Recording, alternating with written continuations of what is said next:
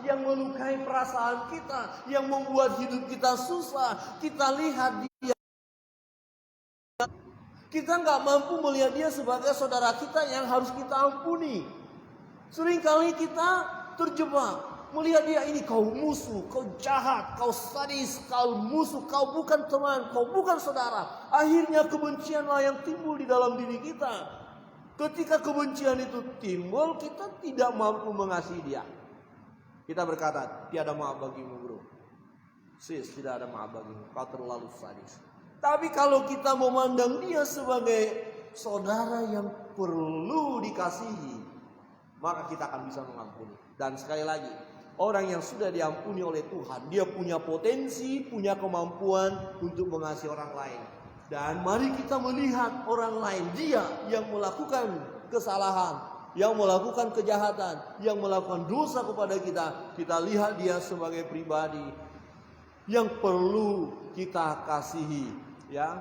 Saudara yang terkasih dalam Tuhan, bukankah doa Yesus di kayu salib itu berkata, ya Bapa, ampunilah mereka karena mereka tidak tahu apa yang mereka perbuat.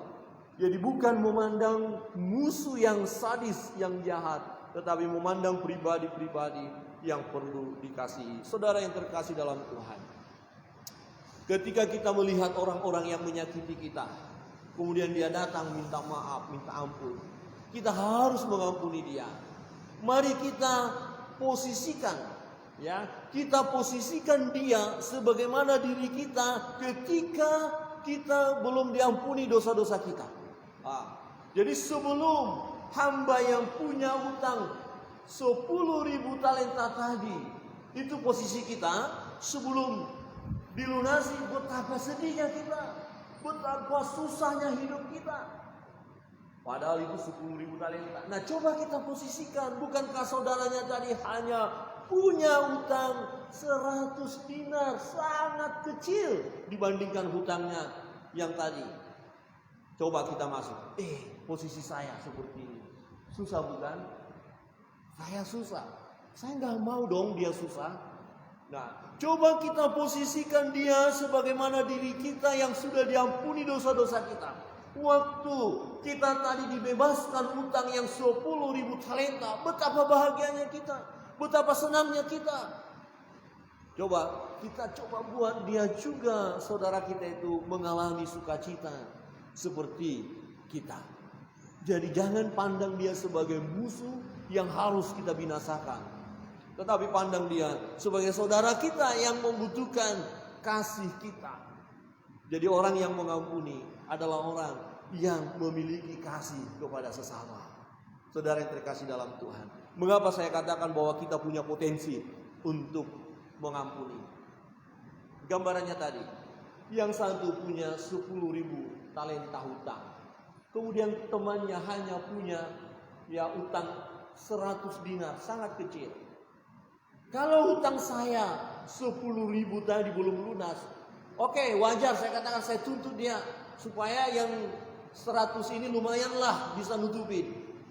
Walaupun nggak bisa juga, nggak ada apa-apanya, tapi saya bisa berkata, tolong dong, kasih dong, kembaliin dong supaya saya bisa pakai untuk ini. Nah, tetapi hutang saya sudah dilunasi, nggak harus lagi saya menuntut yang 100 itu, karena saya yang besar saja sudah oke, sudah selesai. Jadi saya hanya ngomong saja, cukup, udah selesai bro, aman sudah. Lebih dari situ sudah saya dapat.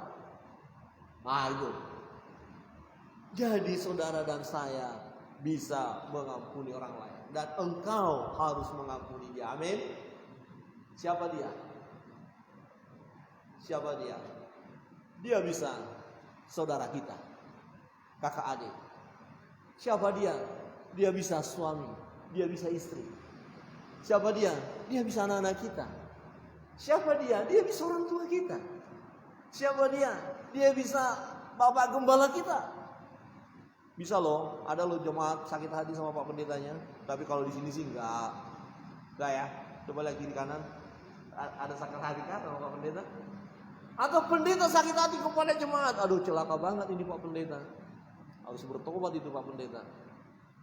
Oh, mungkin saudara, Pak Pendeta kayaknya sakit hati deh sama jemaat ini. Oh, jangan menuduh dong. Tanya dong saya, sakit hati enggak? Saya bilang enggak sakit hati. Buktinya saya mendoakan dia kok. Ya, tapi kok kenapa gayanya? Oh, jangan lihat gayanya, enggak boleh. Itu namanya ya tidak bagus, hanya menuduh saja. Ya, tetapi hati kita, maka dikatakan mengampuni dengan segenap hati. Jadi hati kita plong gitu loh. Selesai, jangan diungkit-ungkit, jangan diingat. Saudara dan saya, jangan lihat orang yang menyakiti saudara, membenci saudara, menipu saudara, ya, melakukan hal yang jahat kepada saudara, ya, membuat saudara sakit. Jangan lihat dia sebagai musuh, tapi coba kita lihat dia sebagai saudara kita yang membutuhkan kasih kita. Amin. Mungkin hari ini waktu saudara dengar firman ini ada nama-nama muncul, selesaikan. Yang ketiga, ya, mengapa kita harus mengampuni? Karena dengan mengampuni kita lepas dari penderitaan atau sakit penyakit. Rupanya kalau kita tidak mengampuni, kita sakit. Dalam satu kisah nyata, saya tulis ini kisah nyata ini di skripsi saya, ya. Tahun 2004 skripsi saya, tahun 2004 ya. Jadi sebelumnya peristiwa sudah terjadi. Seorang ibu divonis kanker stadium tinggi, akan mati. Terus hamba Tuhan datang mendoakan. Waktu mendoakan, ya Tuhan pimpin hamba Tuhan ini berkata tentang pengampunan. Terus dikatakan kepada ibu itu, ibu harus mengampuni. Oh, saya tidak ada dendam sama siapapun. Saya bersih, saya nggak sakit hati kok. Saya nggak ada kepahitan sama seseorang. Oke, baik, berdoa. Besoknya pergi lagi kunjungan dan mendoakan lagi. Hamba Tuhan berkata, pengampunan. Oh tidak, saya sudah mengampuni. Gak ada masalah dengan orang lain. Gak ada, bersih. Oke, besoknya lagi Tuhan bilang, mengampuni. Pak Pendeta bilang begini, Ibu minta maaf, ini suara Tuhan jelas sekali. Selalu diingatkan tentang mengampuni. Sekiranya ada orang yang belum Ibu ampuni, Ibu harus mengampuni. Ibu itu langsung menangis. Menangis. Betul, ada satu nama yang sangat-sangat dia benci. Saya tidak akan mengampuni orang ini. Orang itu tidak jauh dari dia, masih keluarga. Saya tidak akan mengampuni. Memang setelah saya baca ceritanya, terlalu sakit juga perbuatan orang itu kepada dia. Terlalu sakit. Tetapi Tuhan kan tidak bilang kalau terlalu sakit jangan ampuni, ya enggak. Ampuni kalau dia sudah minta ampun. Dan kemudian setelah dibimbing, ibu itu bilang, ya saya mengampuni dengan sungguh-sungguh. Dia menangis, didoakan. Selesai, apa yang terjadi? Ibu itu sembuh. Kanker stadium tinggi, divonis beberapa bulan lagi akan mati. Sembuh. Rupanya dendam, akar pahit, sakit hati membuat kita sakit. Serius. Kenapa kita mau sakit? Kalau saudara sakit hati, oleh karena ada orang yang ngomongin yang lain, memperlakukan hal yang tidak baik kepada saudara, kemudian saudara sakit hati, benci dan tidak mau mengampuni. Saya mau bertanya, saudara sakit gak? Sakit. Sakit apa? Ya hati. Maka hati kita bereskan. Jangan mau menyimpan dendam, akar pahit, supaya hati kita bersih. Jangan ada akar pahit, jangan hati kita pahit. Kalau hati kita pahit, kita sakit. Berbagai macam penyakit bisa timbul. Jadi kita lepaskan aja. Kita sembuh. Kalau kita sakit hati, pikiran kita kacau, sakit pikiran. Jiwa kita juga kacau, sakit jiwa kita. Kalau jiwa saudara sakit, berarti saudara sakit apa? Sakit jiwa. Iya dong. Oh, jiwa saya sakit jiwa.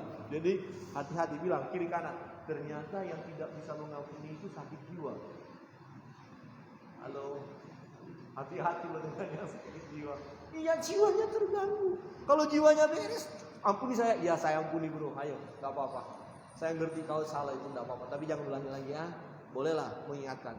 Jangan berbuat dosa lagi, boleh. Jangan kita mau sakit jiwa. Ya, kita lepas dari penderitaan, ampuni saja. Manakala kita tidak bisa mengampuni, kita telah mengizinkan penyakit masuk dalam hidup kita. Dan kita akan mengalami penderitaan. Saudara yang terkasih dalam Tuhan, ketika kita tidak dapat mengampuni, maka kita pun tidak mendapatkan pengampunan. Ketika kita tidak dapat mengampuni, maka hukumanlah yang akan kita terima. Maka ayat 35 penting sekali. Maka Bapakku yang di surga akan berbuat demikian juga terhadap kamu, apabila kamu masing-masing tidak mengampuni saudaramu dengan segenap hati.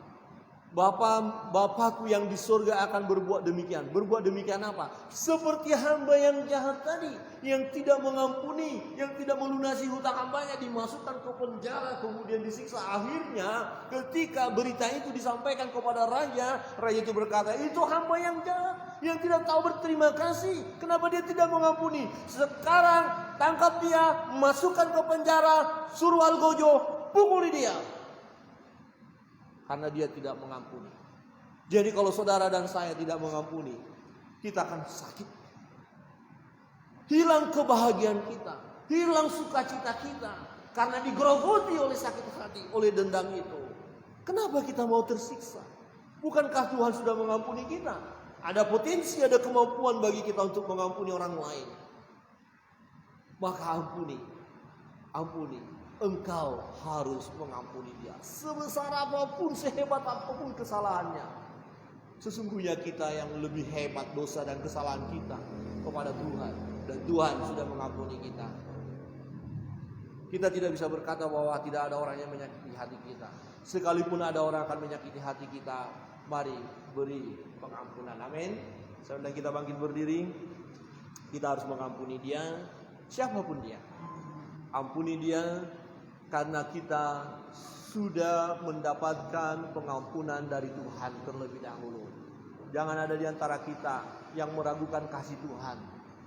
Pujian tadi berkata begitu dalam kasih Tuhan. Saudara dan saya sudah diampuni dosa-dosa kita. Ya. Mari ampuni dia. Ya, kita sudah menerima pengampunan. Dan pandang orang-orang yang menyakiti hati saudara, yang melukai saudara, yang menzolimi saudara, ya, yang merusak hidup saudara. Pandang dia sebagai saudara, bukan musuh.